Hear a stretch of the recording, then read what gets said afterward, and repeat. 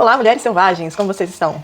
Nós estamos analisando o segundo capítulo do livro Mulheres que Correm com os Lobos, o objeto do nosso grupo de estudos MQCL. E nesse vídeo nós vamos falar sobre as conclusões do conto do Barba Azul. A doutora Clarissa ela nos traz, neste capítulo 2, a função do predador natural da psique, que é o quê? Transformar em encruzilhadas todos os pontos de tomada de decisão na nossa vida. Então, quem é o predador natural? Ele faz parte da gente, ele é inato, então ele nasceu conosco. E o conto do Barba Azul explicita muito isso. A gente deve ler esse conto, levando em consideração que todos os papéis são representados por nós mesmos. E aí, não olhemos o Barba Azul de fora, olhemos de dentro. E aí, pensando no predador natural da psique, a doutora Clarissa diz o seguinte, que ele aparece nos sonhos, que ele rompe nos meios dos planos da alma, isola a mulher da sua natureza criativa, deixa seus sentimentos entorpecidos e faz com que ela se sinta frágil durante a vida. E aí, no material aqui, exclusivo das nossas debatedoras do grupo de estudos na apostilinha criada aqui para o grupo MQCL, nós temos dicas para conter o predador natural. Quais são elas? Permanecer nas posses dos nossos poderes instintivos. A doutora Clarissa vai e volta nesses contos e ela nos traz constantemente a intuição. Ouçamos a nossa intuição. O insight, a resistência, a tenacidade no amor, a percepção aguçada, o alcance da visão e da audição e o foco na nossa vida criativa. Compreender o predador significa tornar-se um animal maduro, pouco vulnerável à ingenuidade, inexperiência ou insensatez. E você não ganha, em definitivo, uma guerra contra o predador. Porém, ao reconhecer que essa força externa ou interna maligna é o que é, existe dentro de nós de qualquer jeito, podemos nos proteger da sua devastação e privá-lo da sua energia assassina. Enquanto a mulher for forçada a acreditar que é indefesa, continuar sendo treinada para não registrar no consciente o que sabe ser verdade, os impulsos e dons femininos da sua psique continuarão a ser erradicados pelo predador. Proibir uma mulher de usar a chave que leva à consciência é o mesmo que lhe arrancar a mulher selvagem, o seu instinto natural de curiosidade, de descobrir o que se esconde por baixo, de cuidado com o desejo ingênuo do ego, de viver 100% paraíso na Terra. É, gente. O bicho, como é que diz aqui, a história do Barba Azul, o buraco é mais embaixo. Então nós temos que fazer as perguntas certas para que a nossa consciência comece a germinar. O que pode nos ajudar nesse caminho de autoconhecimento, né? Os contos de fada, eles nos ajudam, a psicanálise, claro, a individuação. E aí, uma observação que eu faço aqui é se pergunte de onde vem essa crença que me levou a pensar, a fazer e ser assim. Eu realmente concordo com isso? Esse pensamento que me diz, não, que é tão pessimista, tão negativo, realmente é verdadeiro? A capacidade de conhecer e perceber nossos desejos interiores é o rosto do predador natural. Então, assim, o que vem dessa voz que me diz que eu não sou capaz? O que ela diz que pode me ajudar e o que eu tenho que ignorar em absoluto? Então, quando as mulheres abrem as portas de suas vidas e examinam o massacre nesses cantos remotos do seu ser, na maior parte das vezes elas descobrem que estiveram permitindo o assassinato dos seus sonhos, objetivos e esperanças vitais. Elas se encontram, assim, sem vida, muitas ideias, sentimentos e desejos. E aquilo que um dia foi gracioso e promissor agora está esgotado até sua última gota. Se esses sonhos e desejos estão vinculados, então, a relacionamentos, realização, sucesso ou a artes, nós temos certeza de que o predador natural esteve trabalhando metodicamente no seu poder de destruição. Então preste atenção nos seus sonhos. Lembra que ela falou lá no comecinho que o predador se manifesta em sonhos? Quando uma mulher tenta ignorar as suas devastações, os seus sonhos noturnos gritarão avisos e exortações para acordar, pedir ajuda, fugir ou dar o golpe final. A mulher parece arrasada, cheia de ideias, mas com uma anemia profunda que cada vez a torna mais incapaz de realizá-las. Ela se torna uma mulher extremamente criativa, mas não criadora. Ela é, voltando lá no primeiro capítulo, aquela terra do deserto, que é extremamente viva por baixo, no subsolo, mas que está devastada por cima. Né? Então, assim, você já sonhou, já teve aquele sonho com um homem aterrorizador, aquele sonho em que você tem que fugir, aquele sonho em que, de alguma forma, essa figura masculina ela vem e te aterroriza e você acorda assustado e pensa, graças a Deus que era sonho? Então, sonhos são portais, entradas, preparações e ensaios para o próximo estágio na consciência da mulher. Você já sonhou com um homem sinistro? Esse tipo de sonho é um indicador confiável de que a consciência está começando a perceber a existência do predador, liberando-se de sua função cativa. Né? Também acontece com frequência quando há uma situação intolerável na sociedade ou no ambiente que cerca a mulher, que a faz precisar combater e fugir. E aqui a gente fala assim daquelas notícias muito pesadas, horríveis, de crimes absurdos, realmente hediondos cometidos contra as mulheres. Né? Essa semana mesmo a gente teve a notícia dos envenenamentos que estão acontecendo no Irã, né? De escolas exclusivas para meninas que estão sendo invadidas aí por um gás venenoso. E aí você vê, ainda que no século XXI, que mulheres estão sendo coibidas a abandonar o seu direito de estudo. Né? Então esse tipo de coisa ele faz a nossa consciência feminina, a nossa mulher selvagem, se fere aqui dentro. E aí isso talvez acabe até causando sonho com esse homem né, assombroso, com esse predador. Dentro do nosso consciente ele grita para que a gente repare, escute, preste atenção, né? Veja, isso é o que está acontecendo no mundo, então vamos descobrir uma forma de modificar isso. Né? Somente o despertar consciente é capaz de fazer essa mudança. E aí esse tipo de sonho é uma iniciação. Ele revela a existência de uma mudança psíquica de um nível de conhecimento e comportamento para outro, mais maduro e cheio de energia. E aí a doutora nos traz o aviso, sempre existe uma iniciação a mais. São obras do predador da psique. fixar metas e nem dar o primeiro passo. Abandonar a jornada na primeira dificuldade, adiar e sentir ódio de si mesma, sentir vergonha e todos perceberem, não realizar recomeços necessários e finais atrasados. Lembre-se, o trabalho mais profundo geralmente é o mais sombrio, você tem que abrir essa porta, não tenha medo de investigar o pior. Quando dominamos alguma parte da psique, pode resultar que encontremos uma escuridão mais profunda com a qual lidar, mas não se engane. Só isso lhe garante o aumento do poder da sua alma. E lembre-se sempre, o predador é agressivo, ele escarnece dos seus insights, das suas inspirações, ele diz que você não possui persistência, ele sempre tenta romper qualquer ligação significativa entre a sua inspiração e a sua realização. E aí a doutora Clarissa nos traz o conceito de ânimos, é um conceito da psicologia junguiana, né? A doutora é uma terapeuta junguiana.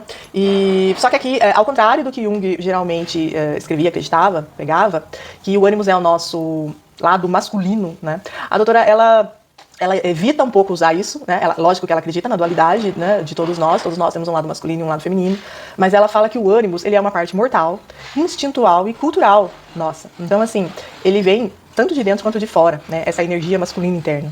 E ele é investido de qualidades que a criação, a sociedade, a cultura, ela quer extirpar das mulheres, como, por exemplo, a agressividade. Quanto mais forte é o ânimo, mais a mulher possui estilo, capacidade e desenvoltura. Quando ele nos ajuda a dominar o predador, nós sentimos um grande aumento de energia, vitalidade e ímpeto. Por isso, trabalhe com as verdades que o predador lhe diz e ignore o resto. E jamais se esqueça, não insulte o predador da psique, apenas o desarme. E aí nós temos que fortalecer, então, essa parte masculina, né? Lembra que eu falei que esse estudo, ele vai e volta, ele é bem cíclico. Lá na introdução, a gente falou bastante sobre, né, a parte masculina, as características que são consideradas masculinas, características que são consideradas femininas. E aqui, pra gente tomar a decisão de dar o golpe final, né, dar o golpe final nesse predador, não permitir que ele permaneça matando os nossos sonhos, as nossas inspirações, nós precisamos dessa força, até mesmo dessa agressividade positiva, desse desejo de lutar que vem aí, então, dessa parte masculina da nossa psique, do ânimos. Seu bem mais precioso e difícil de destruir é a sua alma. Mesmo no ponto de saturação, sofrendo um cansaço incrível, com a libido desaparecida ou sendo sugada em direções opostas, a alma exausta, a mulher precisa planejar a sua fuga. Não lembra? Dá o golpe final, né? De ir adiante, seja como for. Esse período crítico assemelha-se a ficar ao relento numa temperatura abaixo de zero. Ou você se move, ou você morre. Então a gravidade da perda dos nossos sonhos é essa. Você não pode ficar feliz em viver uma semivida. Lembram das perguntas do capítulo anterior? O que faço para minha vida ter mais vida? Abrir a porta. Analisar toda essa escuridão interna, né? Jogar a luz. E mesmo que a gente abra essa porta e ela seja tão terrível quanto a porta proibida do Barba Azul na nossa vida, né, onde existem os corpos das mulheres que ele já matou, ali a gente pode considerar essa imagem como uma imagem dos nossos sonhos destruídos, das nossas esperanças que foram arrasadas de alguma forma, né, por essa paralisia causada pelo predador da psique. Então leve a sério mais do que nunca as suas ideias, a sua arte, você mesma, e jamais se deixe levar por esses pensamentos, que eles são a tradução do idioma do predador na nossa vida. São os seguintes pensamentos. Isso é muito importante, cara, presta muita atenção. Não tenho talento, não sou importante. Não tenho instrução, não tenho ideias, eu não sei o que fazer, eu não sei como fazer. E o pior deles, a doutora traz diversas vezes durante todo o livro, eu não tenho tempo. Ela fala que em mais de 20 anos, né, naquela época que ela escreveu o livro, ela já tinha mais de 20 anos em consultório de terapia, e ela falava que ela já ouviu todas as formas, todos os tipos de desculpas imagináveis no mundo que se resumem a isso. Eu não tenho tempo. Então quem tá te falando isso? É o predador. É aquele que não quer que você viva a sua vida criativa, é aquele que não quer que você exerça a plenitude do seu ser. Então, se você não prestar atenção aos seus tesouros, eles serão roubados.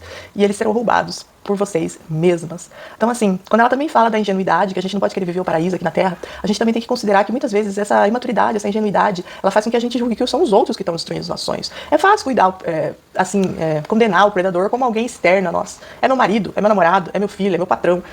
Mas, como já diz a Gaga, gente, my biggest enemy is me. O meu pior inimigo sou eu.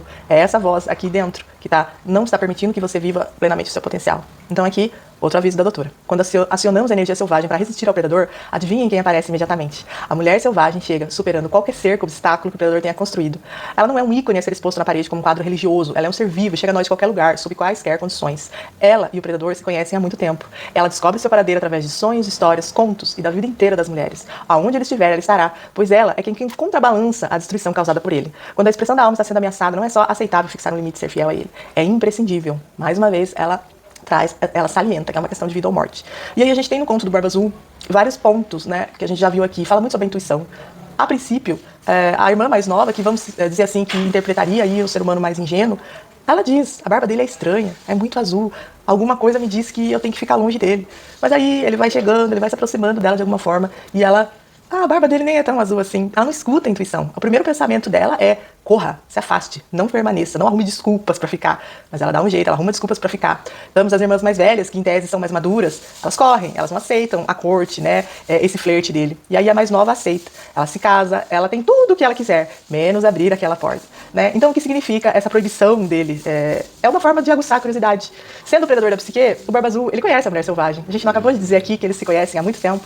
Então, Lá no final do conto, quando a gente, ela acaba enganando o Barba Azul, né, pedindo que ele lhe permita ali alguns momentos a mais para que ela possa fazer as pazes com a sua alma antes que ele a mate, ela diz, pede ajuda para as irmãs e para os irmãos. Onde estão nossos irmãos? Eles já estão chegando.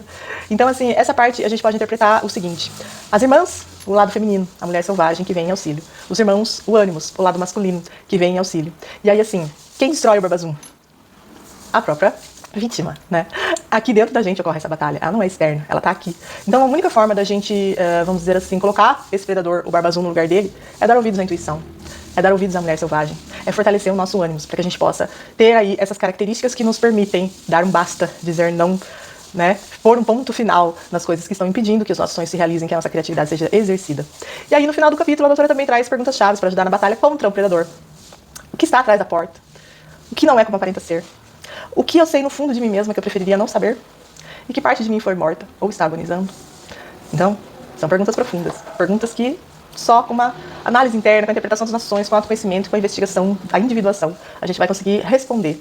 E a gente vai conseguir, finalmente, colocar esse predador no lugar dele. Não ouvir isso de você não tem talento, você não pode, você não tem tempo. E aí a gente vai conseguir, finalmente, exercer essa liberdade de ser, de correr com os lobos. Esse é o segundo capítulo somente do livro Mulheres que Correm com os Lobos.